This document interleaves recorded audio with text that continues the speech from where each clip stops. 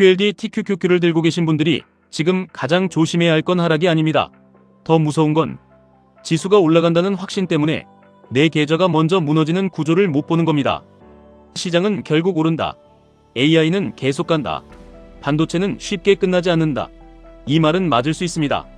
하지만 시장이 결국 올라가는 것과 여러분 계좌가 그때까지 살아남는 것은 완전히 다른 문제입니다.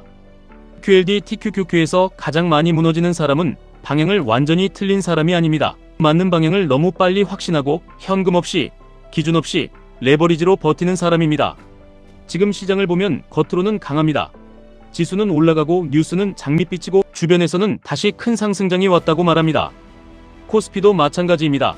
코스피 1만이라는 말이 나오고 삼성전자와 SK하이닉스가 지수를 끌고 가면 많은 사람들이 시장 전체가 건강하다고 착각합니다.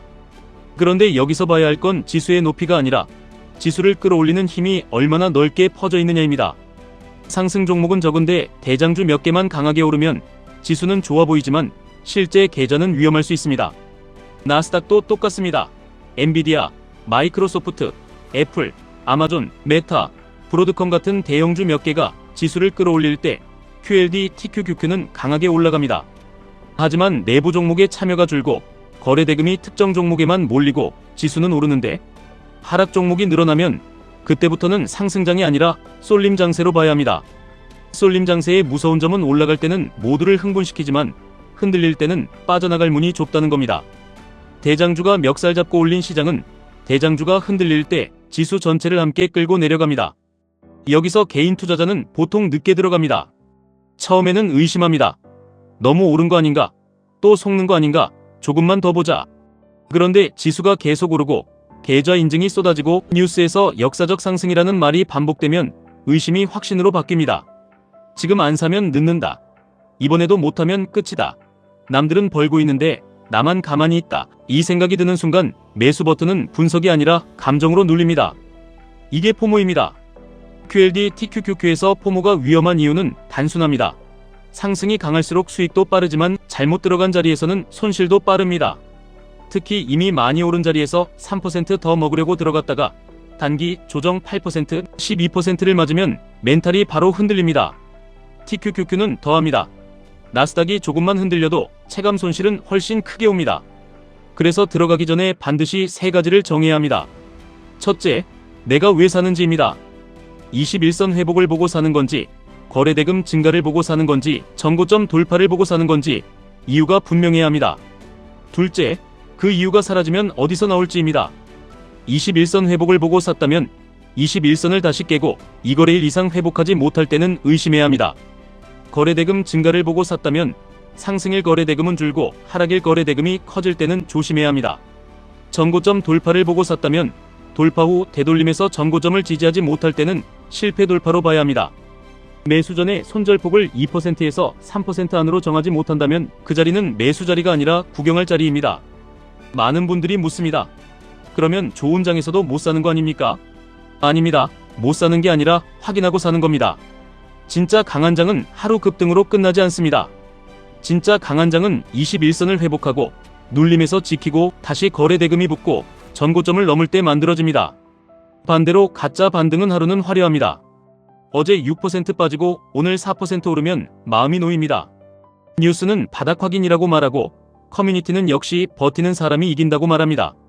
하지만 폭락 뒤 첫 반등은 진짜 바닥이 아니라 데드캣 바운스일 수 있습니다. 공매도 세력의 수익 확정 매수 단타, 자금의 짧은 유입, 물린 개인의 안도 매수가 한꺼번에 들어오면 가격은 세게 튑니다. 문제는 그 다음입니다. 반등했는데 21선을 못 넘는다. 거래대금이 전일보다 줄어든다. 다시 전저점 근처로 밀린다. 이러면 그건 바닥 확인이 아니라 두 번째 하락의 예고일 수 있습니다. 그래서 QLD TQQQ는 하락 뒤 첫 양봉에 흥분하면 안 됩니다. 첫 양봉은 관심입니다. 21선 회복은 후보입니다. 3거래일 유지가 확인입니다. 거래대금이 5일 평균보다 20% 이상 붙으면 힘이 들어온 겁니다. 전고점 돌파 후 눌림에서 지지하면 그때 비로소 추세 전환 가능성을 봐야 합니다. 반대로 21선 아래에서 급등하는데 거래대금이 약하고 다음날 바로 밀리면 그건 매수 신호가 아니라 물린 사람을 한 번 더 흔드는 구간일 수 있습니다. 여기서 빚이 들어가면 위험은 2배가 아니라 훨씬 커집니다. 자기 돈으로 산 사람은 시간이 있습니다. 하지만 빌린 돈으로 산 사람은 시간이 없습니다. 주가가 10% 빠졌을 뿐인데 레버리지를 쓴 계좌는 실제 체감 손실이 20%처럼 느껴집니다. 담보 비율이 무너지면 증권사는 기다려주지 않습니다. 추가 담보를 넣지 못하면 내 판단과 상관없이 계좌가 팔립니다. 이게 반대 매매입니다. 더 무서운 건 반대 매매가 한 사람으로 끝나지 않는다는 겁니다. 한 계좌의 강제 매도가 가격을 누르고 그 가격 하락이 다른 계좌의 담보 비율을 무너뜨리고 다시 강제 매도가 나옵니다. 하락이 하락을 부르고 매도가 매도를 부르는 기계적인 연쇄청산이 시작됩니다. 그 순간 시장은 좋은 기업인지 나쁜 기업인지 따지지 않습니다. 살아남기 위해 팔고 담보를 맞추기 위해 팔고 공포 때문에 팝니다. 그래서 상승장에서 가장 먼저 해야 할 일은 더 많이 버는 계획이 아니라 강제 퇴장당하지 않는 구조를 만드는 겁니다. 현금은 겁쟁이의 선택이 아닙니다. 현금은 다음 기회를 살 수 있는 권리입니다. QLD TQQQ를 하면서 현금이 없다는 건 하락장에서 총 없이 전쟁터에 나가는 것과 같습니다. 물타기도 마찬가지입니다. 계획된 분할 매수는 전략입니다. 하지만 손실을 인정하기 싫어서 하는 물타기는 자기 방어입니다. 평단가가 낮아지는 것처럼 보이지만 실제로는 현금이 사라집니다. 현금이 사라지면 선택권이 사라지고 선택권이 사라지면 진짜 바닥이 와도 아무것도 못합니다. 그래서 하락장에서 돈을 버는 사람은 하락을 정확히 마친 사람이 아닙니다. 하락 과정에서 현금을 지킨 사람입니다. 여러분이 지금 확인해야 할 건 단순합니다. 첫째, QQQ가 21선 위에 있는지 봐야 합니다. 둘째, 21선 회복 후 최소 3거래일 버티는지 봐야 합니다. 셋째, 상승일 거래 대금이 5일 평균보다 20% 이상 증가하는지 봐야 합니다. 넷째, 전고점 돌파 후 되돌림에서 지지하는지 봐야 합니다. 다섯째, 내가 매수한 이유가 사라졌을 때 2%에서 3% 손실 안에 나올 수 있는지 봐야 합니다. 이 5가지가 없으면 그건 투자가 아니라 기도입니다. 많은 분들이 이렇게 물을 겁니다. 기다리다가 놓치면 어떡합니까? 놓치면 다음 자리를 기다리면 됩니다. 시장은 한 번만 기회를 주지 않습니다. 하지만 계좌가 무너지면 다음 기회를 잡을 수 없습니다. 또 이렇게 물을 겁니다.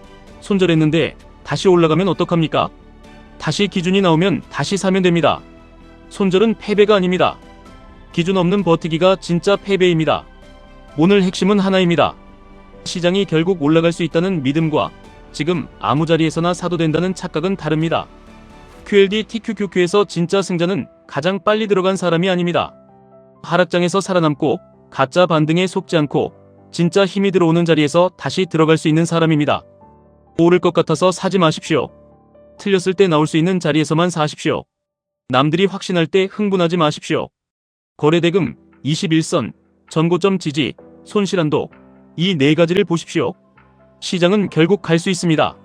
하지만 그 길은 직선이 아닙니다. 중간에 흔들고, 털고, 속이고, 다시 올리고, 다시 무너뜨립니다. 그 과정을 버티는 사람만 마지막 목적지를 봅니다. 여러분의 목표는 오늘 가장 많이 버는 것이 아닙니다. 다음 기회에도 시장 안에 남아있는 것입니다. 지금까지 1분 투자 하이젠버그였습니다.